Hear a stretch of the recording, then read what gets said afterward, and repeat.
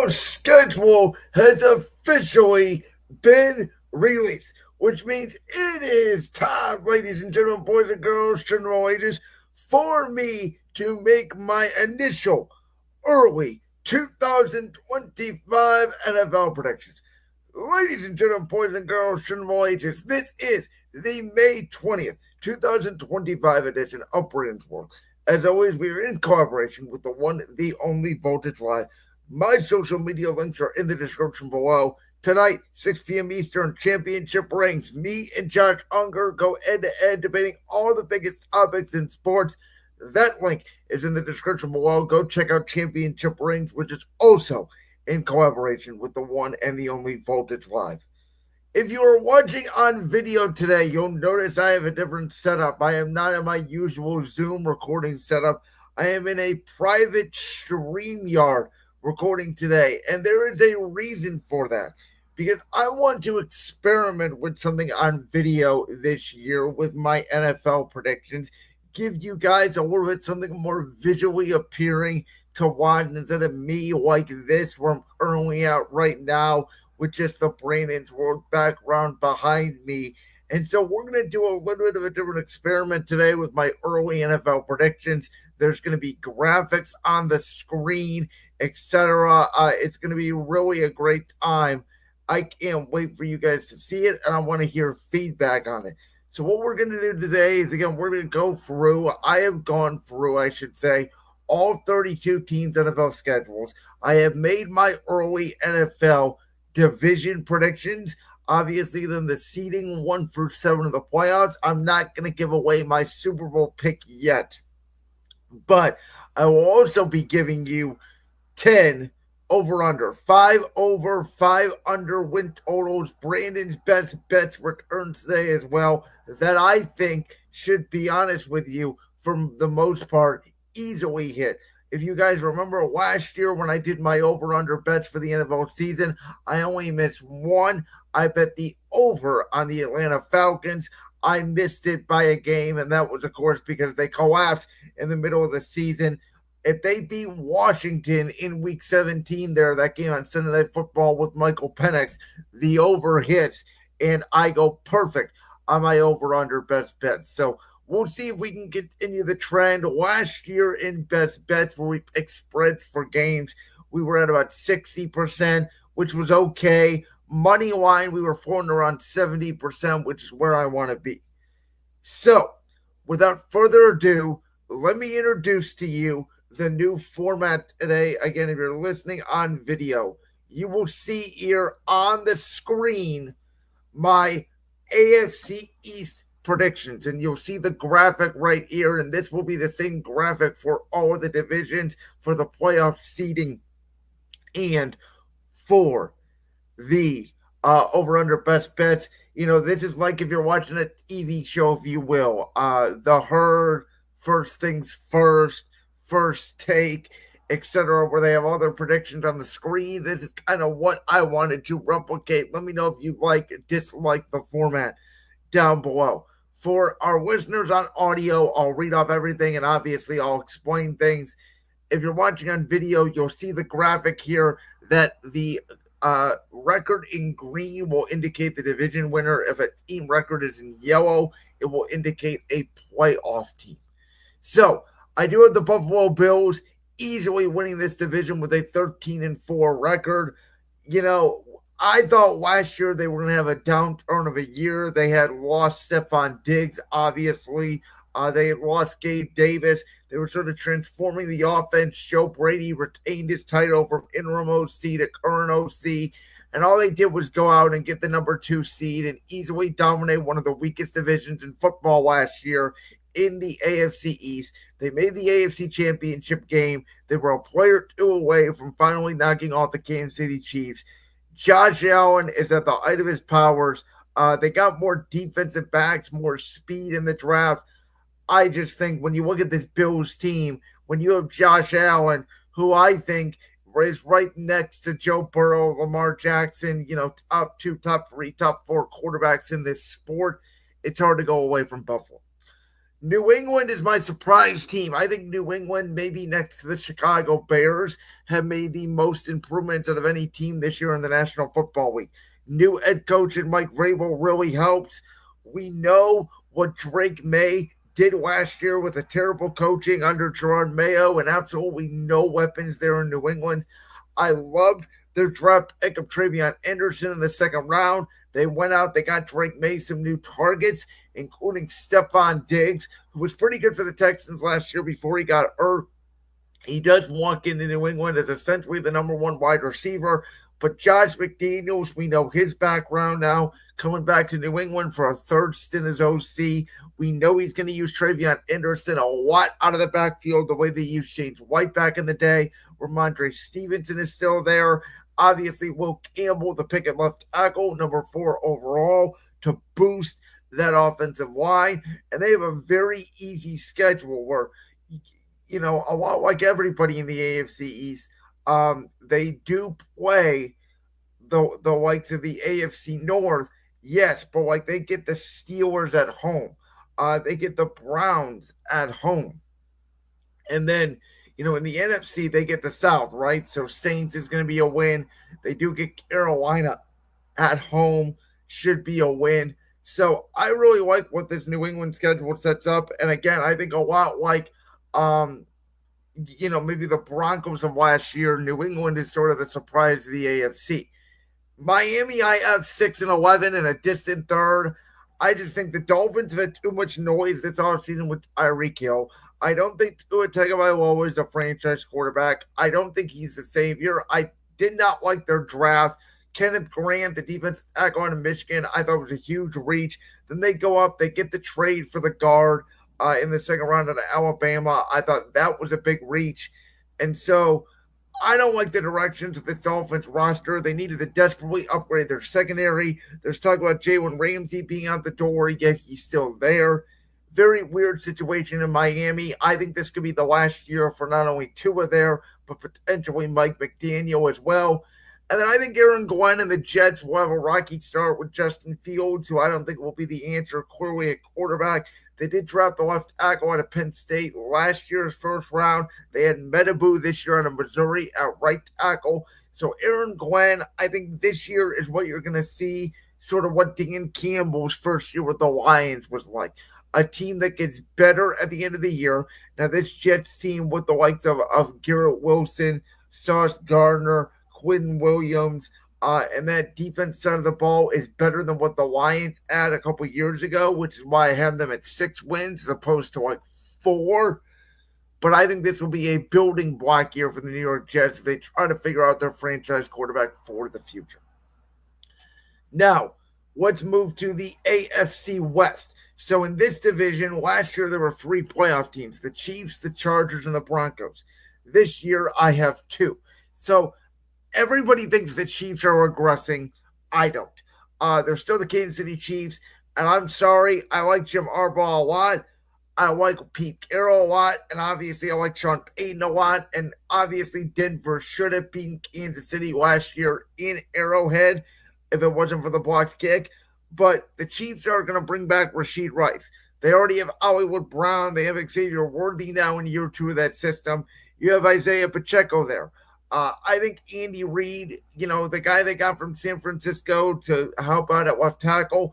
I know they lost Joe Tooney at left guard. Andy Reid knows how to fix offensive lines. We saw what happened the year they got destroyed in the Super Bowl by Tampa Bay. They came back last offseason and had one of the best offensive lines in football. I could see that similarly happening again. And I'm sorry, when you have Patrick Mahomes, your quarterback, and I know there was one year they went 9-8 or 10-7 and was the 3 seed, sort of felt like an anomaly. And yes, Travis Kelce is getting older. But I know this Chiefs team, and there's a lot of people out there in the media that are predicting their regression. They're going to hear that. They're going to come out with anger. And I think that they do get the number 1 seed again in the AFC. Spoiler alert, at 14-3. Now, there's no way, in my opinion, the Los Angeles Chargers do not win 10 games with Jim Harbaugh. They upgraded the wide receiver this draft. Obviously, they got Wade McConkey in the slot now. He's their number 1. But Mario Hampton, who is going to replace J.K. Dobbins, and Gus Edwards in that backfield, along with Najee Harris, who they acquired from Pittsburgh. That's going to be a thunder and lightning running back combination. And Justin Herbert threw more interceptions last year in that wild card game against the Texans than he had all regular season. Do I think Justin Herbert is going to have more turnovers this year? I do. But this is such a Jim Harbaugh building block identity football team that this team's going to be tough. They're going to be physical. And I'm sorry, when you have Jim Harbaugh in the mix, they're just going to be a playoff team. I have them at 10-7. Now, I said New England was going to be a surprise in the AFC. I think the other candidate to be a surprise in the AFC, I think they just miss out on the playoffs here at 9-8, is the Las Vegas Raiders. And for years, I had said that this Raiders team had a good roster. They were just a quarterback away. They still have Brock Bowers at tight end. They still have Jacoby Myers, a wide receiver. They still got Michael Mayer at tight end. But now they bring in Ashton Genty, the running back out of Boise State. They did not have a run game at all last year, which is what they're going to have. And they go from Aiden O'Connell to Geno Smith, who is not great. We know what Geno did in Seattle was not spectacular. 8-9 wins every year there since he took over for Russell Wilson. But he's back with Pete Carroll, who, again, Pete Carroll does not have losing seasons. Pete Carroll is a very tough, good coach there with the Raiders. And Chip Kelly is his new offensive coordinator now, coming back to the NFL for the first time since his head coaching days in San Francisco.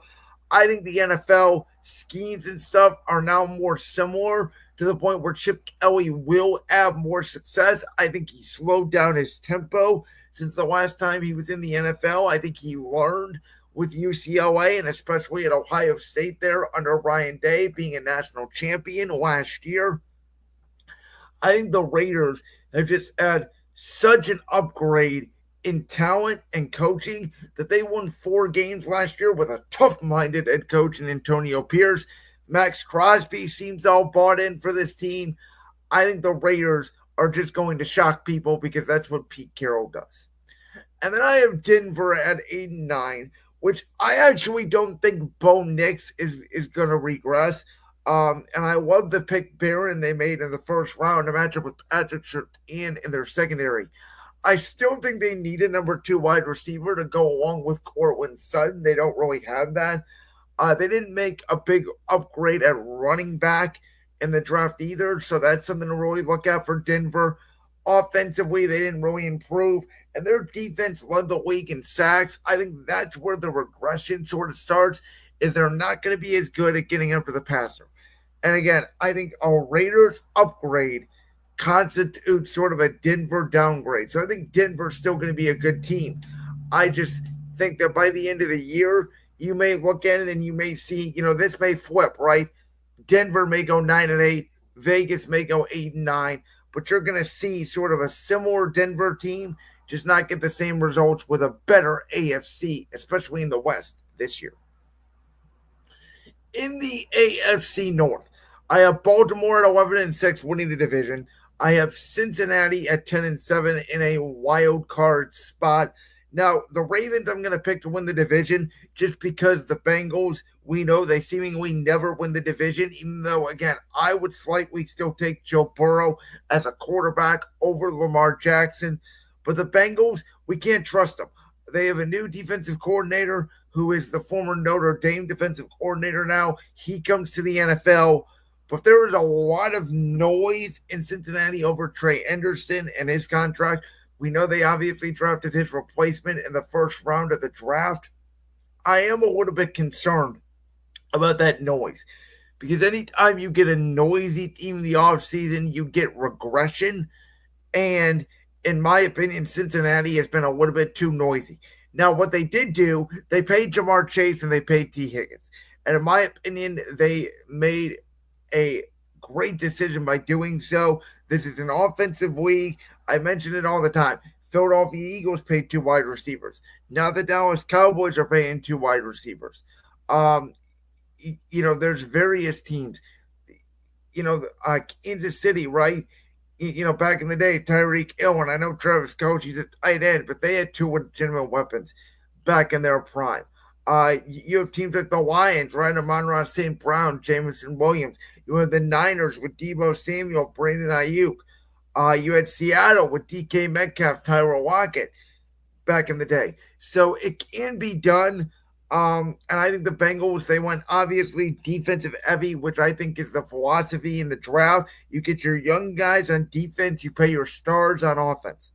They have a easy early schedule with the Browns and Jaguars, the first two games. Clearly, the NFL wants them to get off to a good start, which we know they never do.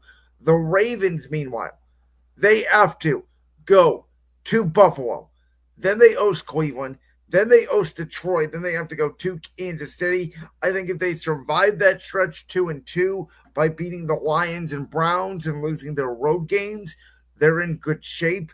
Lamar Jackson and John Harbaugh and Zay Flowers and those guys. Derrick Henry just got signed to a contract extension.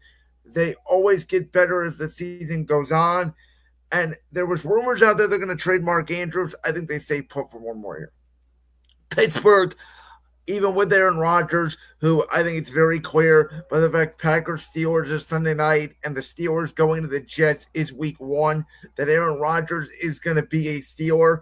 I'll pencil them in at 9-8 until they don't have a losing record. I'm not going to pick them to have a losing record.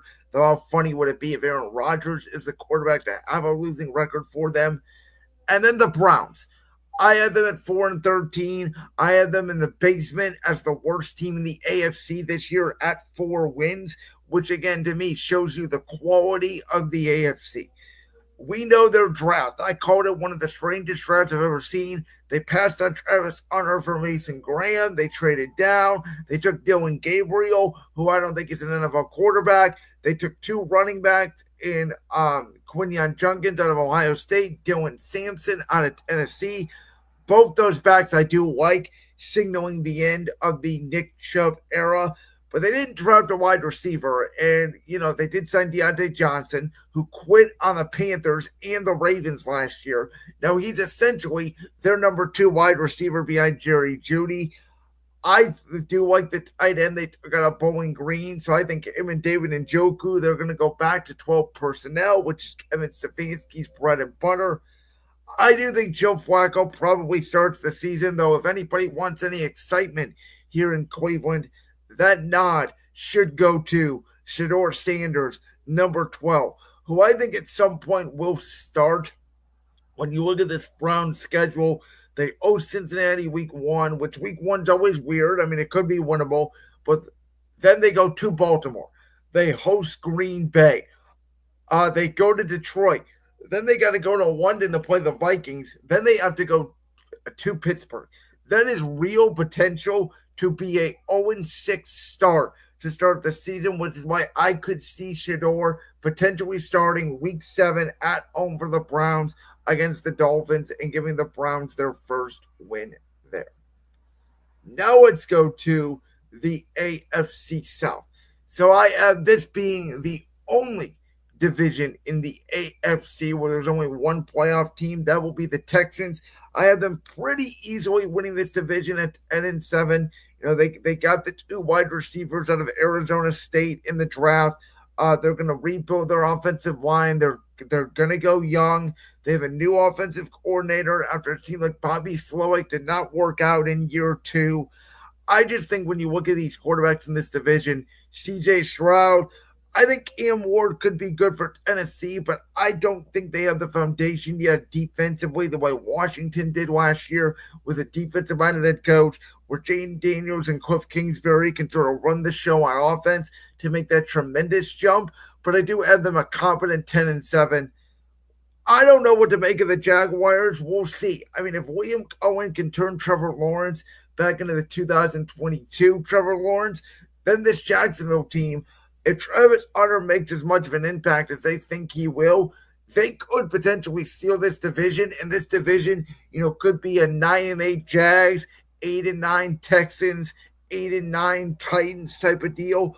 And the weird thing is, you guys know I'm the biggest fan of Shane Steichen. I actually think the team with the most downside in this division is the Indianapolis Colts. I mean, they're battling between Anthony Richardson and Daniel Jones at quarterback. And I think with the money they paid Daniel Jones has the leg up in that competition. So I'm not in love with what the Colts roster is doing. I like the players, right? Michael Pittman, Jonathan Taylor, Quinn Nelson, DeForest Buckner, uh, Kenny Moore. They obviously took the tight end out of Penn State, who I think is going to make a tremendous impact. Tyler Warren, a great weapon for them. I thought that was tremendous value for them at 14. I thought that was the steal of the first round, at least on the offense side of the ball, to be honest with you. But there's just something about the Titans have a new quarterback. Jacksonville has a new coach, and who was a quarterback whisperer down there in Tampa Bay.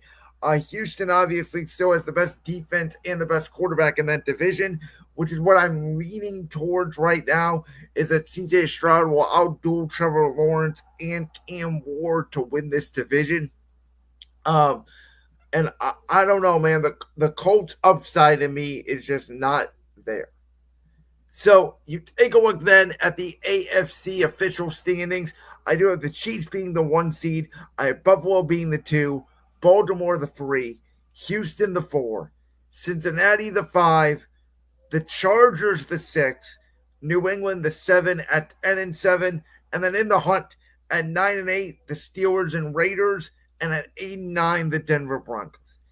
If these predictions come true, the opening matchup of the wild card round to be a divisional rematch between the Patriots and the Bills, who do play this year on Sunday Night Football Week 5 in Buffalo. That would be a rematch there.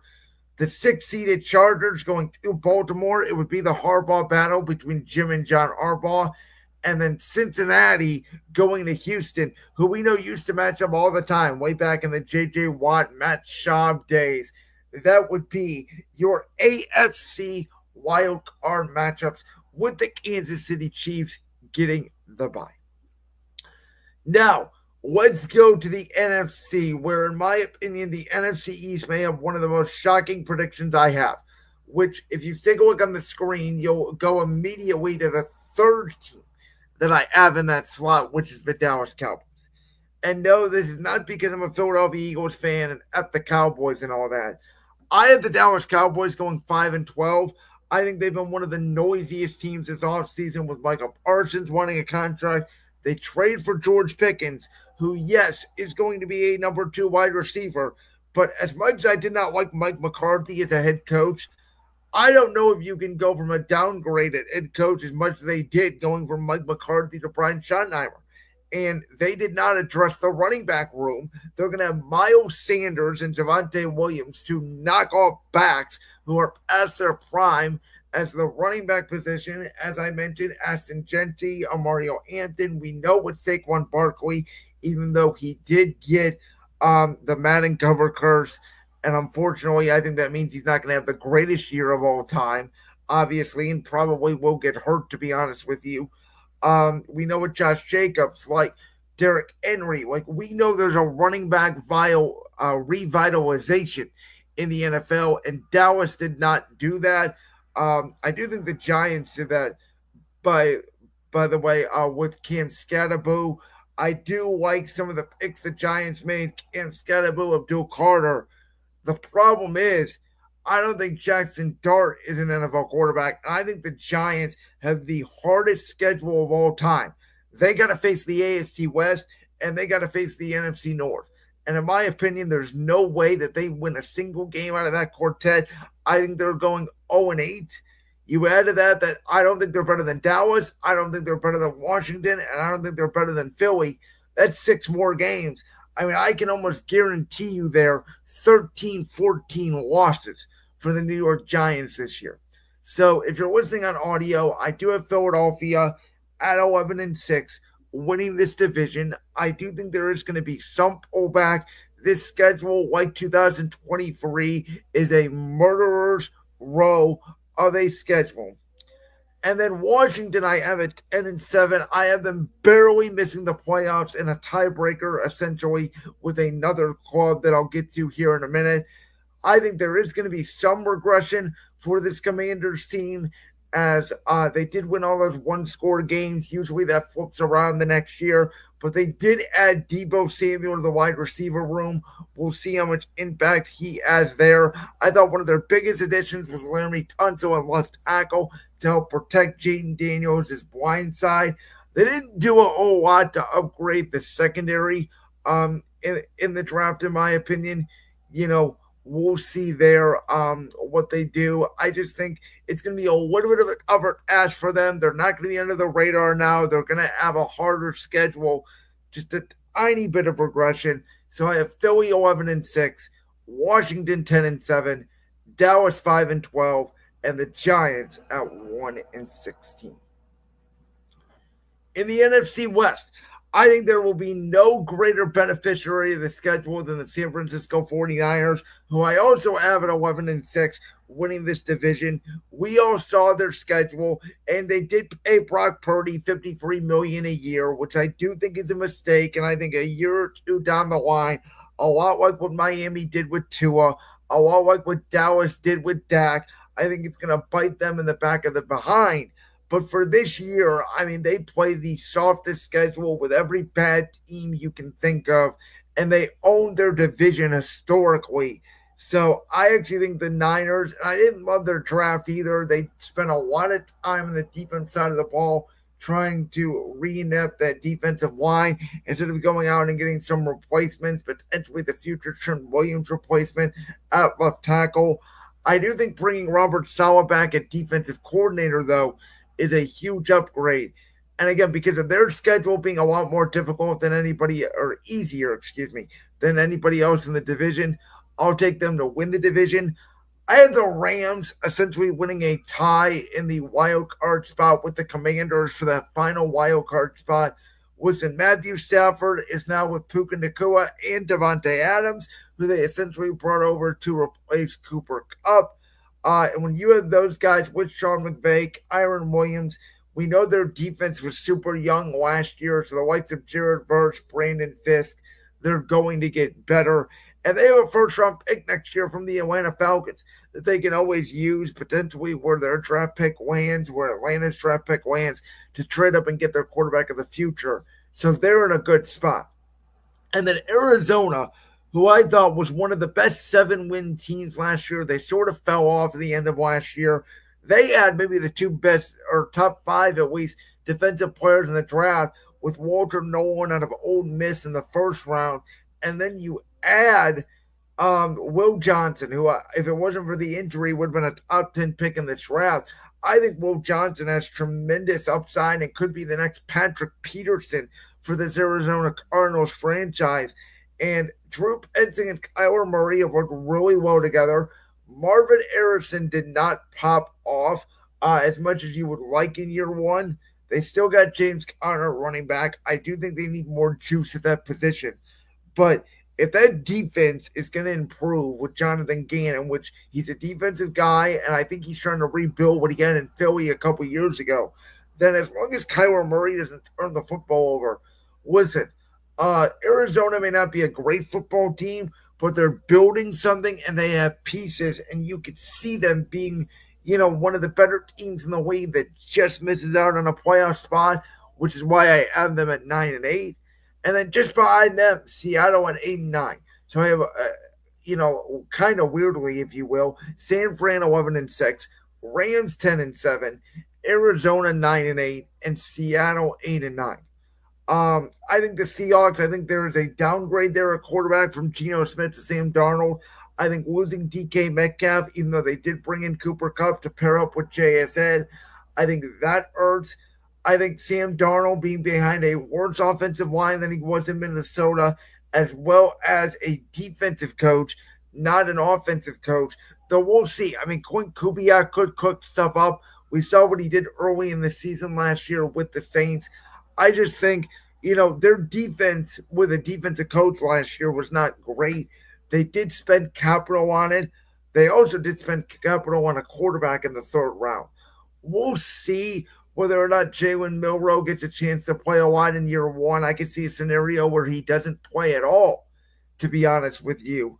But I do like that the Seattle Seahawks have potentially their quarterback of the future. I just don't think this is their year. To the NFC North we go, where you're going to see I have this being a very competitive division with all four teams being above 500 and three of those teams being playoff teams. Let me start with the Green Bay Packers, who I know last year I was all on the train that the Packers may be the worst team in that division, and I still feel like they have one of the worst rosters in that division. The problem is, in my opinion, for such a hard schedule, Green Bay got really a break on the schedule.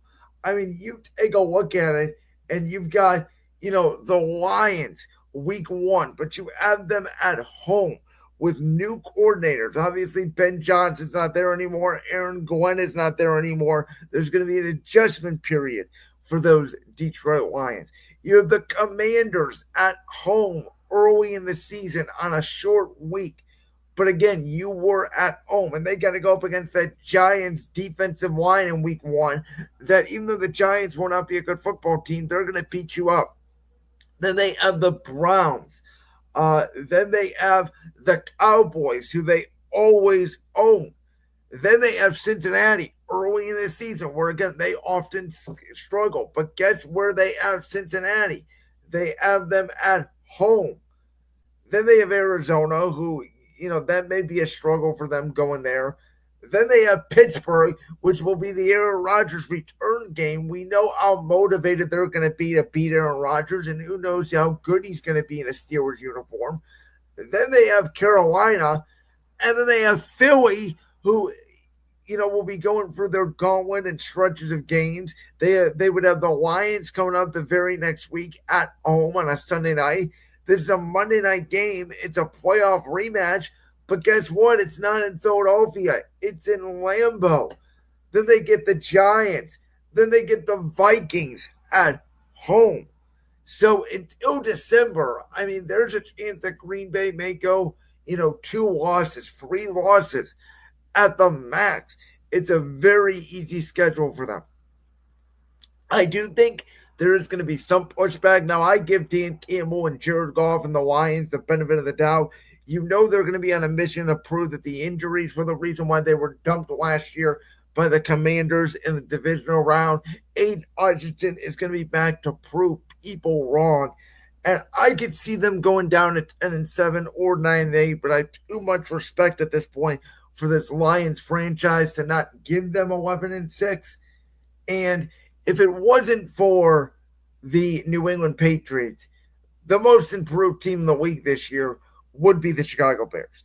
And we all saw the reports last week that came out about Caleb Williams and him wanting to, in my opinion, rightfully, potentially not go to the Bears because of how much of a disaster they have been.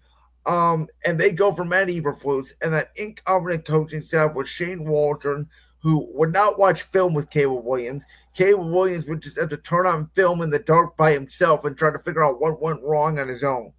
To Ben Johnson, who almost resurrected, if you will, Jared Goff's career in Detroit. Very highly regarded, obviously, as an offensive mind.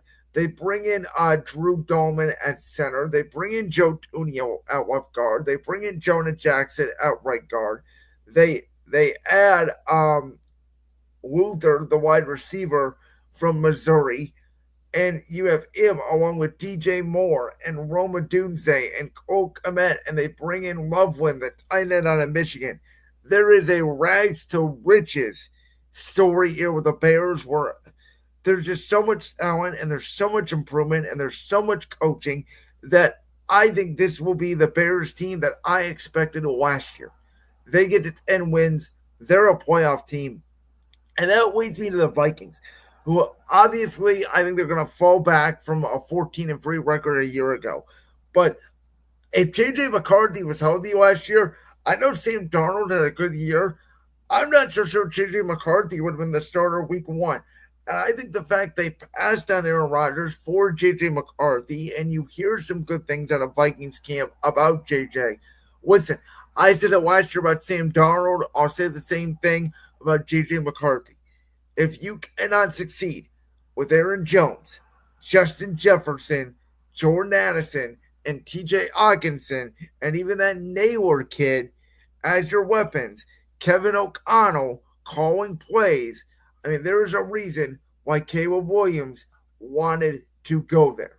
And so I don't know how good their defense is going to be. They may have the worst defense in that division, and I'm still not sold on Brian Flores as a coach, which is why I think they take a little bit of a step back. I don't think they have the upside of any of the three other teams, but I do think that 9-8 still does feel fair.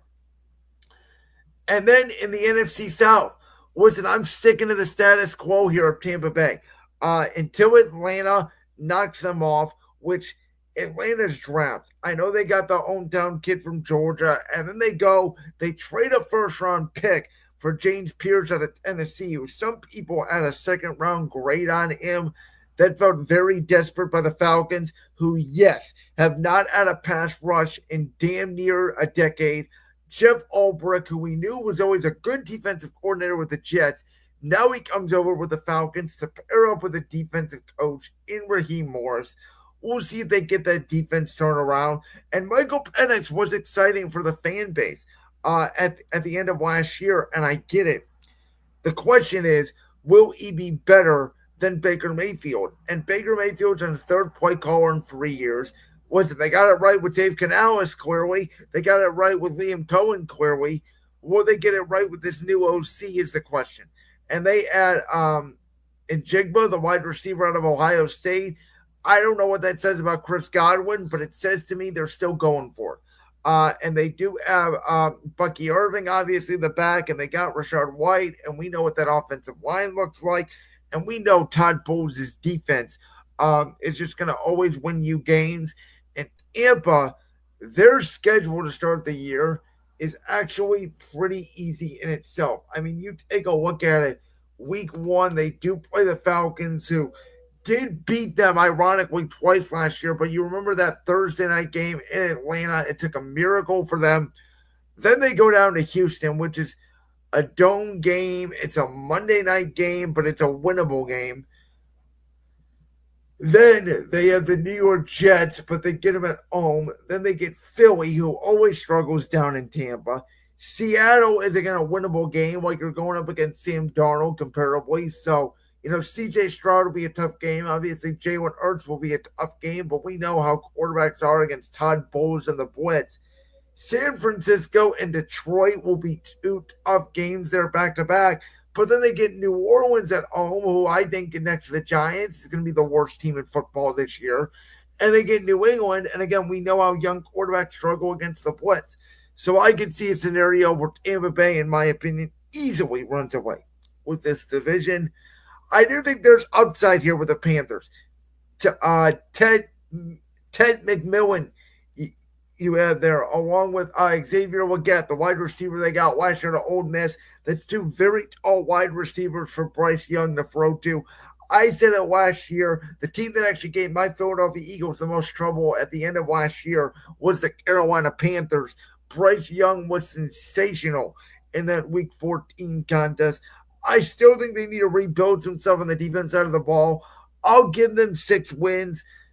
I think Bryce Young is going to play better. I think they could be in more shootouts this year, but I just don't see him being better than Michael Penix or Baker Mayfield right now. And then the Saints quarterback room is Tyler Shiloh, an old quarterback. They're out of Louisville. Spencer Rattler, who had potential, and then, basically crapped his career away down the toilet in college. And, that's pretty much it. Kellen Moore took this job, and I like Kellen Moore. He's been around the league a long time. Obviously won the Super Bowl last year as the Eagles offensive coordinator. But this is a total rebuild, a total teardown. I'll give them one more win than the Giants. Honestly, who cares? Saints finish easily last in this division at 2-15. And so that gives us then the NFC playoff picture, which I have the Niners being the 1 seed, the Eagles being the 2 seed, the Packers being the 3 seed. They all are 11-6, with Tampa Bay at 10-7 as the 4. Detroit then at 11-6 as the 5. The Bears then at 10-7 as the six. The Lions, or excuse me, the Rams then at 10-7 as the seventh seed, and the Commanders as the eighth seed at 10-7. So again, I have 8 teams here in the NFC being either 11-6, San Francisco, Philadelphia, Green Bay, Detroit, or them being 10-7, Tampa, Chicago, LA, Washington. So that's 8 teams all within a game of each other. I think that's the way it could go down. I think a very competitive NFC. The 9 seed then I have being at 9-8, the Arizona Cardinals. The 10 seeds then all at 8-9, still in the hunt a little bit. Minnesota, Seattle, Atlanta. I think you look at these quarterbacks on this list: Brock Purdy, young; Jalen Hurts, young; um, Jordan Love, young; Baker Mayfield, 2018, relatively still young; Jared Goff, maybe the veteran on this list outside of Matthew Stafford; Caleb Williams, Matthew Stafford, Jaden Daniels, Kyler Murray, um, J.J. McCarthy, Michael Penix, and then Sam Darnold slash Jalen Milrow. It's a lot of young guys. And so outside of Matthew Stafford, and again, maybe Jared Goff in that 2016 draft, the earliest someone starting quarterback was drafted was 2018. Sam Darnold, Baker Mayfield, and then obviously Kyler in 2019. So it's a lot of youth. I think it's going to be a lot of competition. I think the bottom is going to be a little more competitive than the AFC, where there's going to be two bad teams that you're not going to get in the AFC with the Giants and the Saints, but you're going to get the likes of Minnesota, Seattle, Atlanta at that 10th spot. Very similar teams. And so here are my best bets. The over. I have the Bears at 8.5. Again, I have them at 10 wins. I think at worst they would go 9. I don't see them going down to 8, which would be 8 would be doubling their win total essentially. But again, I think Ben Johnson and that crew, or Loveland, the tight end, they had Luther, the wide receiver in Missouri. There's just such an influence of talent and coaching there. I am so high on the Bears this year. Chargers, I don't think they find a way under 10 wins, so I like the over there at 9.5. I talked about it. I think the Raiders and Patriots, with the Raiders being over 6.5, New England being over 7.5, I think you can constantly and confidently hammer those overs there. And again, the Steelers, until they do not hit their 500 record, whatever it may be, over 500, I do like they're over there at 8.5. Unders, you can see mostly there for the overs. It's in the AFC outside Chicago. Unders, for the most part, besides the Dolphins and Colts, it's the NFC. So I talked about it. I think Dallas is a 5-1 football team. I think their schedule is brutal. I do not think that they are better than the Eagles, the Commanders, the Niners, the Rams, even Arizona. I don't know if they're better than Minnesota. I don't know if they're better than Seattle. I don't think they're better than Chicago, Detroit, Green Bay, Tampa. I think they're there with Atlanta. That's a lot of competition there. And so for that reason, I think the Cowboys' upside is not there, especially with the coaching staff that they have. I talked about Indianapolis. I think out of all the teams in the AFC South, they have the bleakness of, the least bright future. I have them under 7.5. I'm way more high on the Patriots this year with their influence of talent, and I'm down on the Dolphins with their decrease in talent and the potential trading away of Tyreek Hill.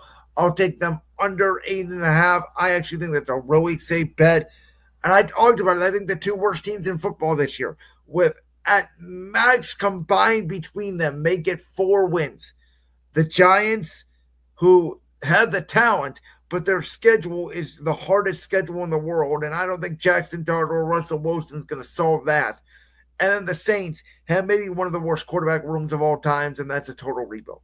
So let me know what you guys think of these best bets. I'm actually very confident that all 10 of them are going to hit.